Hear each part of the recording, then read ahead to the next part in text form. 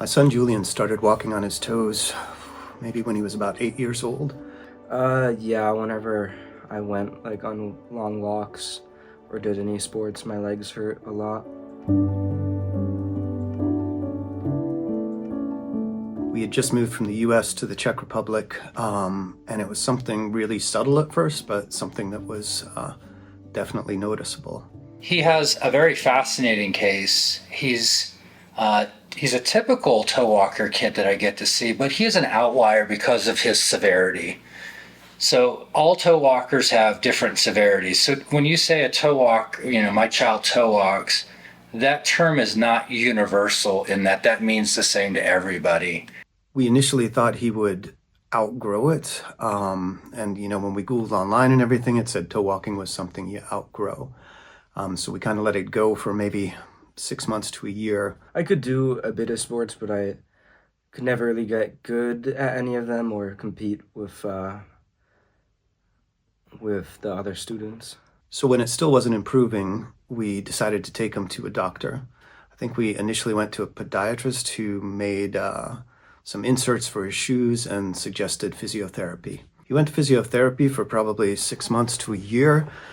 And while it helped a little, it didn't really make a big difference. And as he was growing, you could see that toe walking was getting more pronounced. One of the rules that I use to determine how severe, what severity is can the child even get their heel down to the ground? If they cannot get their heel down to the ground, they are severe. And so I'm not looking at the ankle range of motion and making that determination radiographically. We're just clinically saying heel can't touch the ground, it's severe. And Julian was one of those kids, and that he's been a toe walker his whole life. I had the privilege of being able to see him at 15, and at 15 years of age, it not spontaneously resolving is a big deal. Because we weren't making a lot of progress with the physiotherapy and what the podiatrist was doing wasn't very helpful, she suggested we might want to go see a neurologist. So when Julian was about 11, we took him to a neurologist here. The neurologist diagnosed him with cerebral palsy, which was a bit of a shock to us, and also didn't seem like an accurate diagnosis to us just because he had never shown any signs of it when he was an infant or when he was younger. Because we weren't getting any good information from the other doctors here, I spent a lot of time online looking for possible solutions. And I came across Dr. Jarman's office and his amazing explanations about toe walking and his videos and everything else.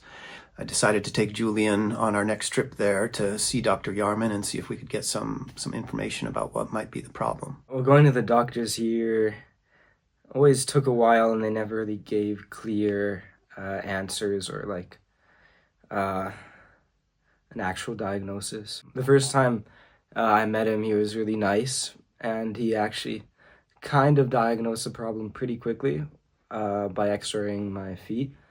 And from then on, it was pretty straightforward. Our first visit with Dr. Jarman was just excellent. He was so helpful and so knowledgeable. So we came to Arizona in August of 2004 to get his first surgery on his right leg.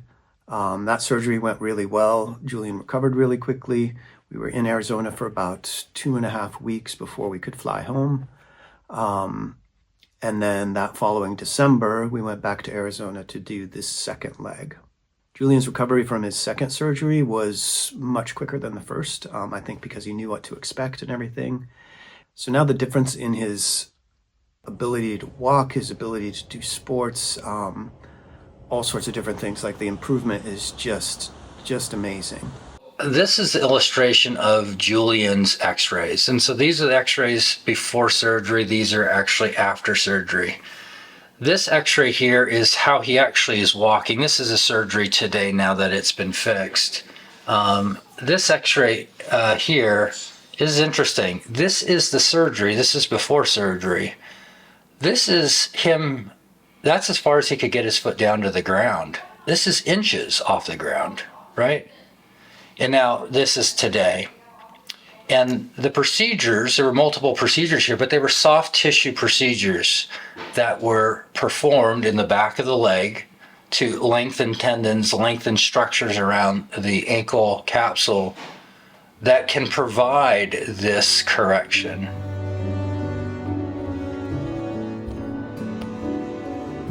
So now I feel pretty good. I can finally get back into sports, which is really nice. And walking feels a lot easier. I have a lot more energy. I can walk for a lot longer. Can you do squats in the gym now? Yeah, I can do squats too. Do you like to do squats? No.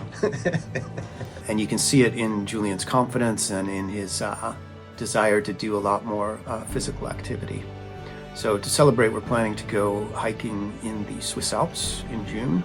So we're both kind of training for that to get ourselves ready. So in the children that are older, I got to see Julian when he was 15, but let's say you're older. I'm not talking 16. Let's say you're 18, you're 20, you're 25. Is all hope lost? No, not at all. Is the procedure the same?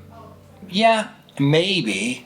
And that maybe there's more work that needs to be done and the expectations are different. But the sooner, again, that you can fix this, the better, because you're going to stop the other adaptive forces that are at play that are unfortunately kind of breaking down other joints or destroying other joints in the lower extremity. But these children can be helped, and the sooner that we can help them, the better they're going to be long-term and in their lives.